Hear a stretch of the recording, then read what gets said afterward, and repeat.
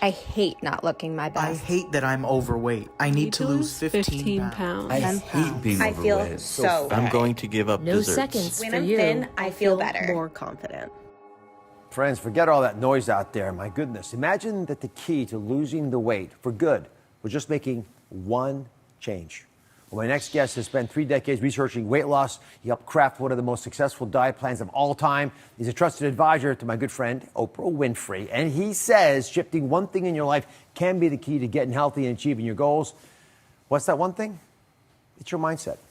And Dr. Gary Foster has created a roadmap to start today. He's put it into a book called The Shift, 7 Powerful Mindset Changes for Lasting Weight Loss. Gary, my viewers have bookshelves after bookshelves full of weight loss books. Why does it make a difference to have a mindset change? This isn't a diet book. You'll find no sample menus, no recipes, no foods that you must always have or never have. And that's because after 30 years of helping people manage their weight, patient after patient, study after study, it became clear.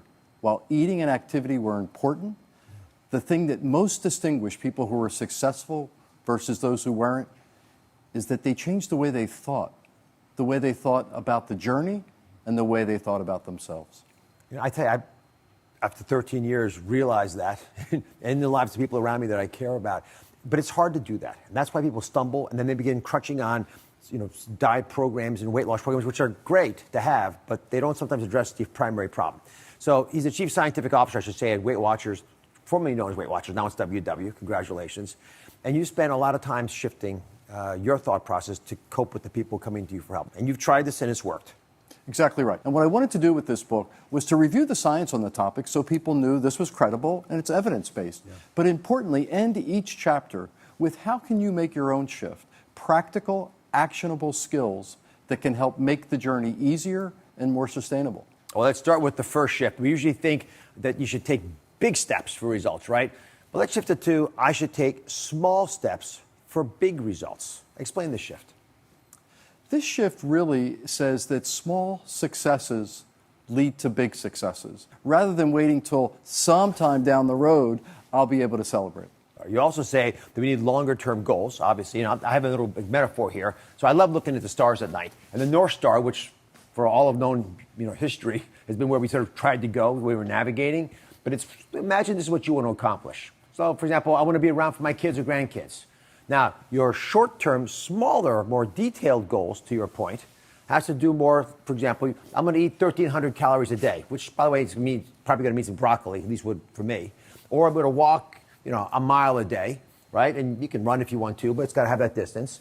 And you have another maybe tip that you have, which is to love yourself, right? At least treat yourself like your best friend. It's the minimum, right? So why are these small goals so critical to this big North Star goal? Right, because they fuel the journey.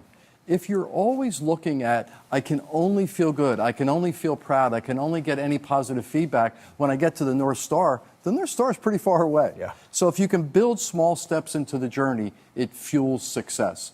Small, specific goals are fantastic. Make it work. And you need tactics to get these goals in place. So you've got, a habit loop that you've crafted for us to begin to use. And you guys probably haven't thought much about a habit loop, but Chrissy is going to walk us through how she has developed one. You probably don't even know you've done it yet, but we're going to get through this. So top of the list, you've got a habit that you want to have. And that's, for example, we just said you want to eat 1,300 calories or walk a mile or love yourself. So what is your habit you want? My habit is I want to get outside at least 3 times a week and walk. During pandemic, I was doing great and I slacked. All right, Gary, take it away. Fantastic. So here's a very specific goal that you want to do, exercising 3 times a week.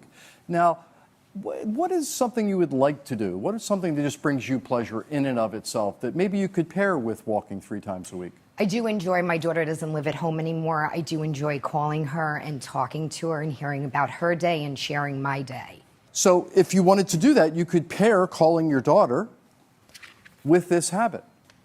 And now you've taken something, walking, that's relatively neutral for most, and made it actually a joyful event because you enjoy talking to your daughter.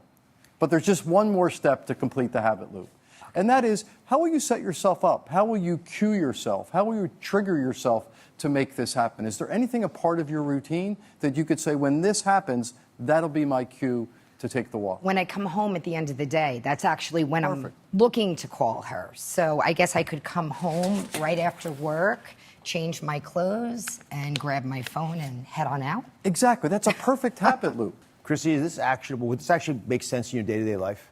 Absolutely. And it's something very doable, and never thought about it this way, but it's definitely something I could work. I like the reward part. Yeah, exactly. Right? You sweeten it up a little bit. Good luck with it, Chrissy. Thank Call your daughter. you. All right, the next shift Gary wants us to be making is I want to be tough on myself to lose weight. Has to shift to I want to be kind to myself to lose weight. Question is, how do you do that? So we set up a grocery store aisle that has more than just food, right? It has descriptive words that we often use to feed ourselves, feed our brains anyway. Adrian's a frequent guest of the show, and I've asked her to be honest about this. So go ahead and show me what you would put on your cart, the words that actually you might be saying to yourself. And be honest about this. I am. I'm going to be very honest. First one that I'm diving in for. Self-criticism. Self-criticism is huge. And I know I'm my own worst critic, but it's hard to control it. On a positive note, I will also say inquisitive. I'm extremely inquisitive. I'm ready to just jump and dive into things. I kind of like that aspect. I will also say caring. Good. I am extremely caring, and I know it may sound a little generic, but I believe it's a gift to truly have compassion and care for someone else. I don't want to put it down. Because you're procrastinating. Because I'm procrastinating, yes. Procrastinator, OMG. I am a huge procrastinator. I really am. So I look at these. So self-criticism, procrastination, these are negative things you say to yourself, but you have some positives here. So Gary, walk us through this. How does this work? Does this make sense? Is this the right mix? People sometimes are much harsher on themselves. That's exactly right. Adrian, I think this is really balanced, and you're able to talk to yourself in a very compassionate, kind way and appreciating the things you bring to the table, the things that are important to you and the things that make you you. Many people, when they start a weight and wellness journey, think that the harsher they are to themselves, the nastier the things they say to themselves, the better they'll do, the more motivated they'll be. It's just not true. It robs you of motivation. So that's why practicing self-compassion is so important. Adrian, personally, I'd take the self-criticism out and put funny in there. And that, I'm hilarious. Exactly, you are. But over time, I think that's the goal, right? As opposed to having 4 negatives, have a majority. You have to be honest with yourself. If you're a procrastinator, that's deal with it. But you should have more positives, negatives, because people love you. Well, thank you. All right, when we come back, are you surrounded by the right people to support your healthy mindset shift, or are toxic people weighing you down? The quiz to find out when we come back. We're back with Gary Foster. He's the Chief Scientific Officer at WW Weight Watchers. In his new book, The Shift, he's showing us all how to shift our mindset to lose weight and reach our health goals once and for all. Explain mindset and why it's more important than the food you're eating and the exercise you're doing. And this is coming from someone who helped build Weight Watchers. It's really important to remember that what's in your head is just as important as what's on your plate. And the people who are most successful on the journey are those who have learned to think differently about the journey, and importantly, think differently about themselves.